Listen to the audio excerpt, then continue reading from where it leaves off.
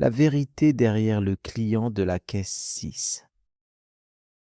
Chaque soir, vers 21h30, alors que les derniers clients entraient rapidement dans le supermarché avant la fermeture, je voyais toujours les mêmes visages fatigués défiler devant ma caisse. Des étudiants pressés, prenant des pâtes instantanées, des parents épuisés venant chercher du lait ou des couches pour leurs enfants, ou parfois des personnes âgées venues simplement discuter quelques minutes parce que personne ne les attendait chez elles. Et après presque 3 années passées à travailler comme caissière dans ce supermarché, situé dans un quartier calme de Paris, j'avais fini par observer les habitudes des gens avec une précision presque étrange. Comme si chaque client racontait une histoire silencieuse à travers les produits qu'il déposait sur le tapis roulant. Mais parmi tous ces clients, il y en avait un qui avait commencé à attirer mon attention plus que les autres. Il venait absolument tous les soirs, toujours à la même heure, toujours seul, toujours habillé avec un long manteau noir, malgré la chaleur étrange de ce printemps qui rendait déjà les rues étouffantes. Et surtout, il achetait exactement les mêmes choses avec une régularité tellement parfaite qu'elle en devenait presque inquiétante. Une bouteille d'eau, un sandwich au poulet, une pomme verte, un petit paquet de biscuits au chocolat et un journal plié soigneusement sous son bras. La première fois que j'ai remarqué cette habitude, j'ai simplement trouvé cela amusant. Parce que beaucoup de gens ont des routines étranges, surtout ceux qui vivent seuls. Mais au fil des semaines, quelque chose dans son comportement a commencé à me déranger sans que je puisse vraiment expliquer pourquoi. Il ne souriait jamais. Il ne regardait jamais personne. Et surtout, il semblait constamment observer quelque chose derrière moi.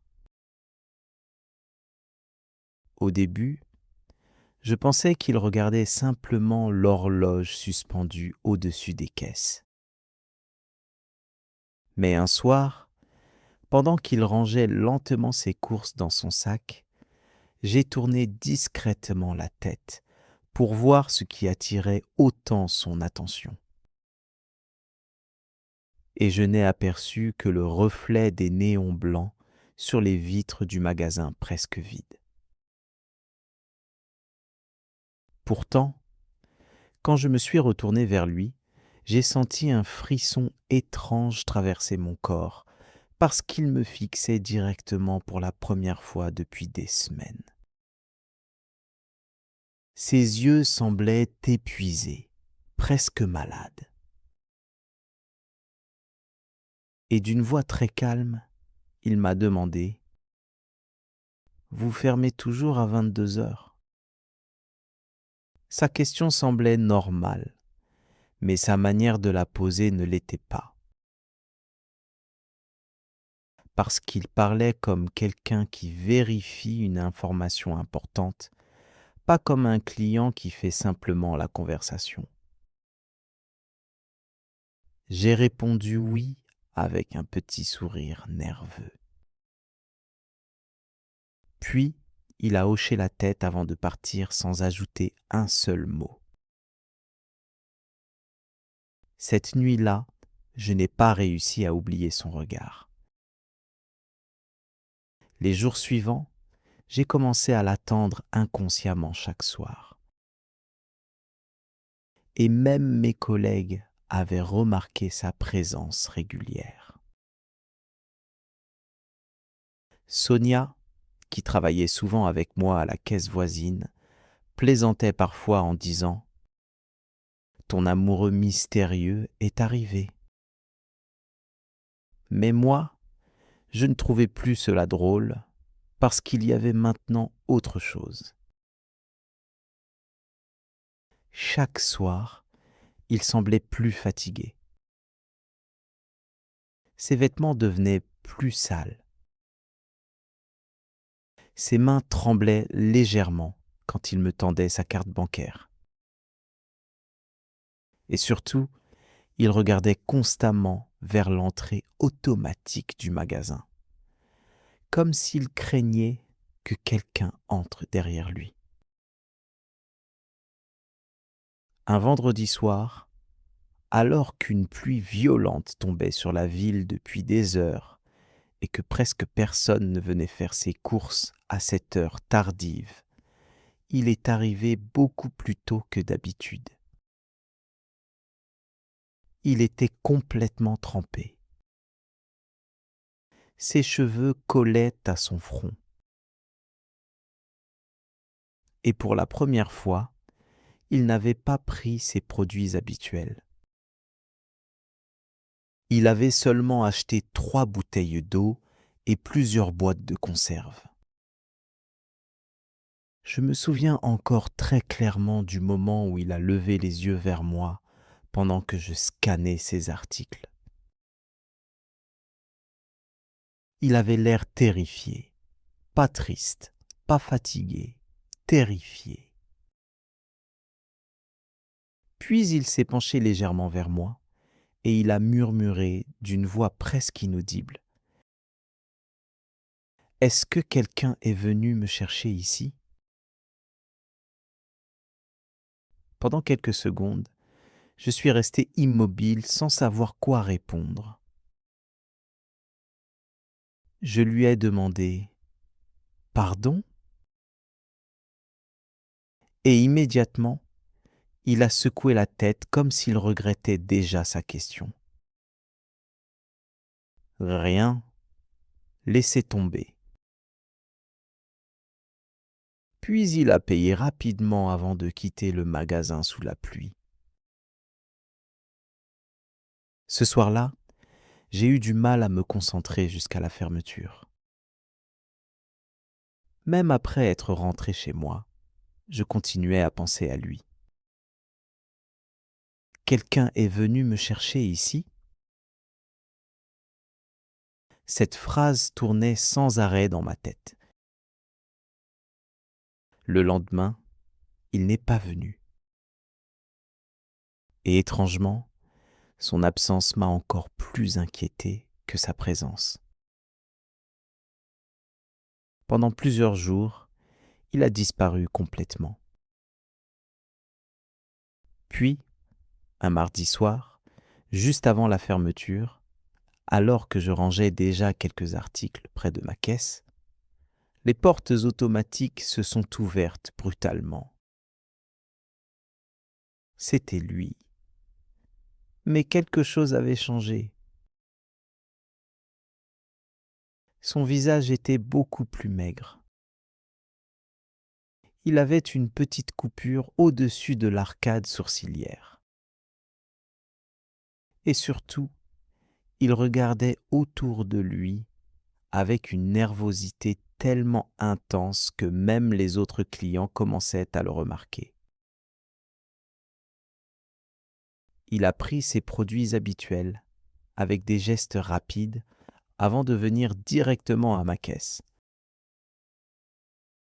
Pendant que je scannais le sandwich et la bouteille d'eau, il a sorti le journal de sous son bras.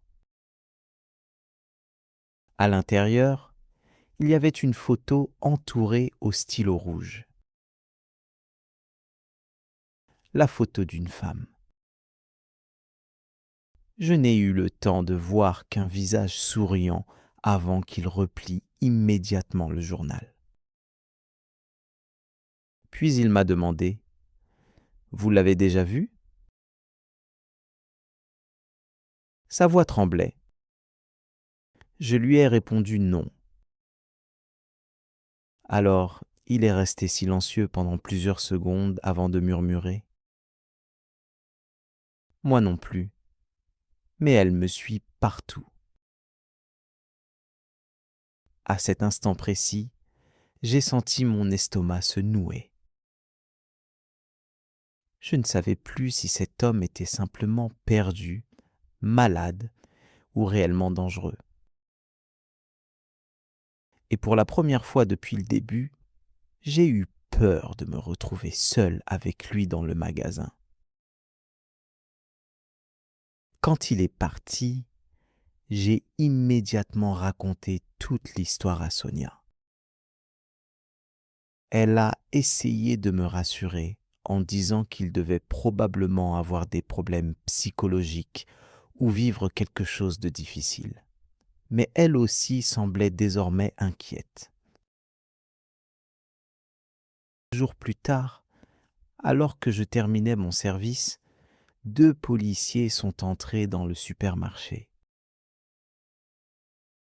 Ils ont montré une photo à notre responsable. C'était lui. Mon cœur s'est arrêté pendant quelques secondes.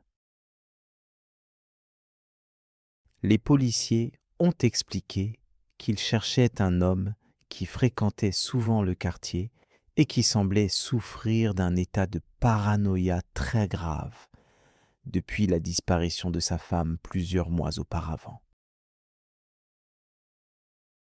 Selon eux, il était persuadé qu'elle était encore vivante et qu'elle essayait de communiquer avec lui à travers des détails du quotidien, des journaux, des inconnus dans la rue ou même des objets déplacés dans son appartement. Je me souviens du silence étrange qui a envahi le magasin après leur départ. Tout à coup, cet homme qui me faisait peur ne ressemblait plus à une menace. Il ressemblait simplement à quelqu'un qui était en train de se perdre complètement dans sa propre douleur. Mais l'histoire ne s'est pas arrêtée là. Parce que le soir suivant, juste avant la fermeture, il est revenu une dernière fois. Le magasin était presque vide. Les lumières semblaient plus froides que d'habitude. Et quand il s'est approché de ma caisse avec ses produits habituels, j'ai immédiatement compris que quelque chose n'allait pas. Il avait les yeux rouges de fatigue. Il respirait difficilement et ses mains tremblaient tellement qu'il avait du mal à sortir sa carte bancaire. Puis, très lentement, il m'a regardé avant de dire « Je crois qu'elle est vraiment partie cette fois. » Je n'ai pas su quoi répondre. Alors je suis restée silencieuse pendant qu'il rangeait ses affaires dans son sac. Et juste avant de partir, il a ajouté avec un petit sourire triste que je n'oublierai probablement jamais. Merci de m'avoir regardé comme une personne normale. Ensuite, il est sorti du supermarché et les portes automatiques se sont refermées derrière lui dans un bruit presque métallique. Depuis ce soir-là, je ne l'ai jamais revu. Mais encore aujourd'hui, quand la caisse numéro 6 devient silencieuse quelques minutes avant la fermeture, il m'arrive parfois de regarder automatiquement vers l'entrée du magasin. Comme si certaines personnes ne cherchaient pas seulement de la nourriture ou des produits quand elles viennent dans un supermarché tard le soir. Elles cherchent simplement un endroit où quelqu'un les voit encore comme des êtres humains.